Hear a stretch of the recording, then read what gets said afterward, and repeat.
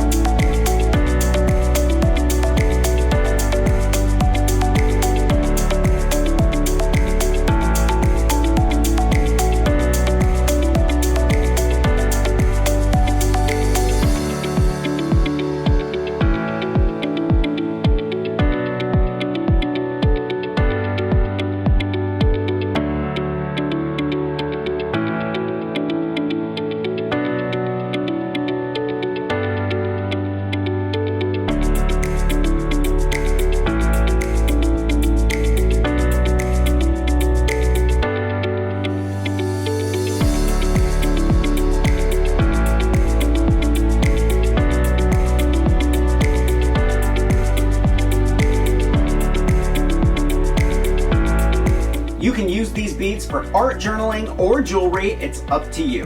Thumbs up if you like this video, leave me a comment and I will get back to you. Subscribe to my channel if you haven't already. Press that notification bell so you know when I have a new video.